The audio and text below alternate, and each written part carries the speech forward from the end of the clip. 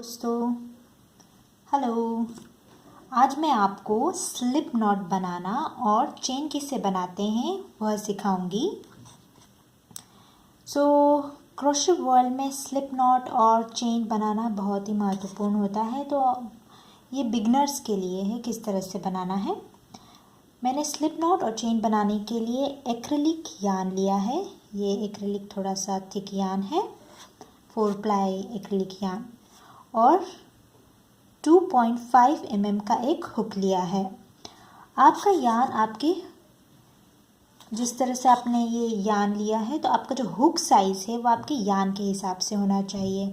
अगर आपका यार्न थोड़ा सा मोटा है तो आप का जो हुक साइज़ है वो या तो 2.5, 5.5, 5, 6.5, 8 mm तक जो भी है आप आपका जो हुक है वो यार्न के हिसाब से लीजिए। और अगर आपका यार्न जो है वो थोड़ा सा पतला है तो आप छोटे साइज़ का हुक जो आते हैं 0.90, 1.75 mm, तो उस तरह से लीजिए। ठीक है, तो बेसिकली आपका जो हुक है वो आपके यार्न के हिसाब से होना चाहिए। तो चलिए अब हम बनाते हैं स्लिप नॉट। स्लिप नॉट बनाने के लिए यार्न को अपनी 2 उंगलियों पे इस तरह से रखिए। ठीक है, दोनों उंगलियों पे इस तरह से रखिए।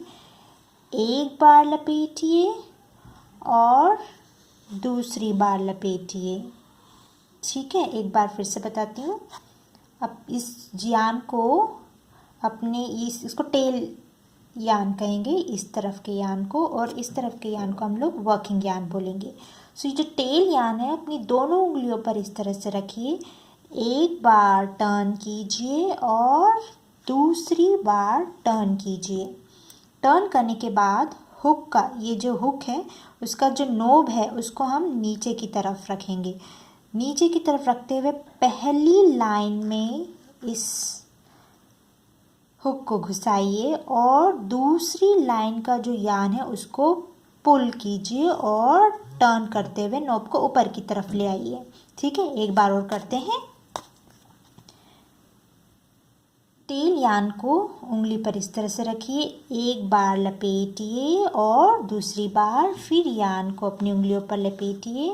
हुक की नोब को नीचे रखते हुए पहली लाइन में इसे घुसाइए और फिर दूसरी लाइन को पुल कीजिए और नोब को ऊपर की तरफ हुक को इसे टर्न कर लीजिए।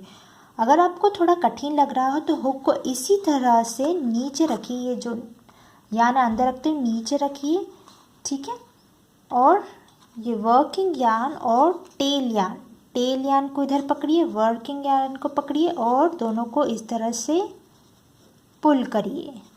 तो ये आपकी एक स्लिप नॉट बन जाएगी। यहाँ पे एक और वे में करते हैं।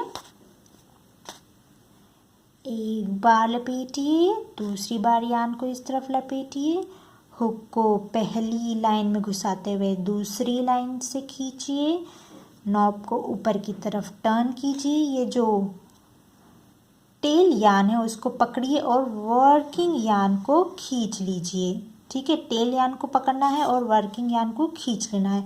ये दूसरा तरीका हो गया। एक बार और करते हैं। पहली लाइन में से घुसाते हुए दूसरी लाइन के ऊपर और टर्न करते हुए टेल यार्न को पकड़िए और वर्किंग यार्न को पुल कर लीजिए।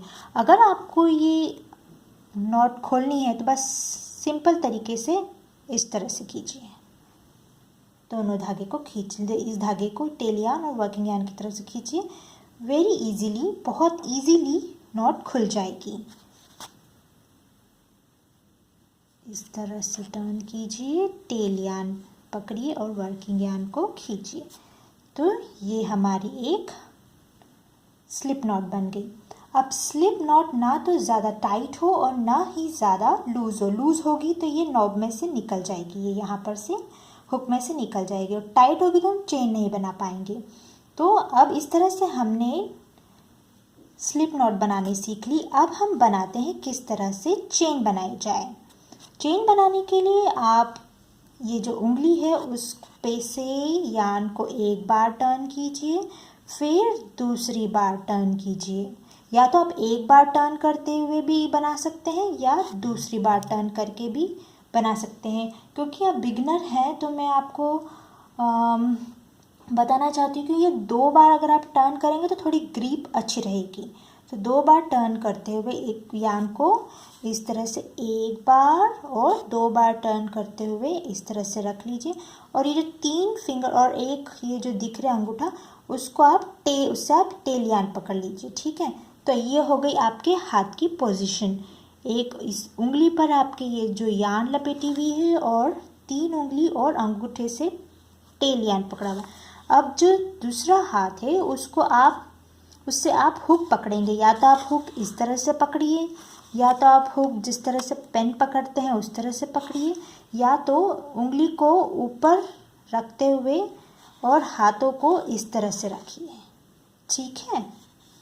या तो इस तरह से पकड़िए, या तो पेन जैसे पकड़ते हैं जिस तरह से आपको अच्छा लगे उस तरह से, जिस तरह से आप कंफर्टेबल हो बनाने के लिए। मैंने इस तरह से पकड़ा है यान और हुक, और मेरे हाथ का पोजीशन यह है। अब चेन बनाने के लिए हम हुक को यान में एंटी क्लॉकवाइज ले जाएंगे। नॉब को नीचे की तरफ रखते हुए खींचेंगे इस लूप में से, और ये बन गई हमारी first chain.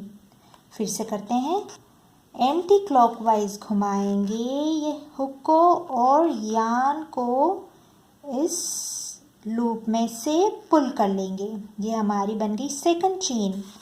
Again anti clockwise, ये देखिए आपकी पोजीशन, एंटी क्लॉकवाइज, और इस हाथ से चेन को थोड़ा सा, ये जो इस हाथ से चेन को थोड़ा सा नीचे की तरफ पुल करिए, ठीक है। इस तरह से एक हाथ से नीचे की तरफ पुल करिए, एक हाथ से एंटी क्लॉक हुक को घुमाते हुए यान को खींचिए इस लूप में से, और ये हमारी एक और चेन बन जाएगी।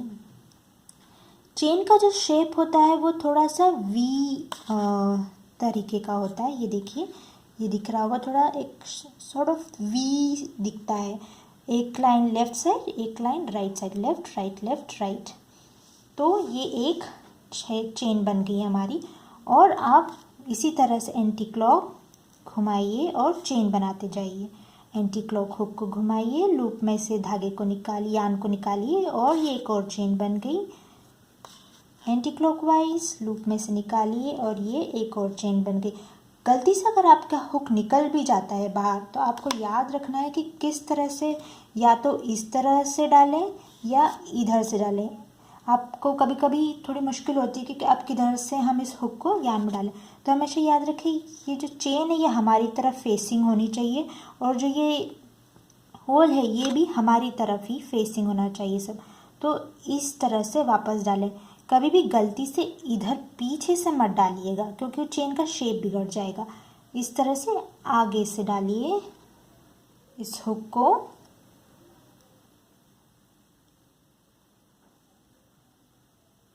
और फिर से एक बार हम लोग चेन बनाते हैं।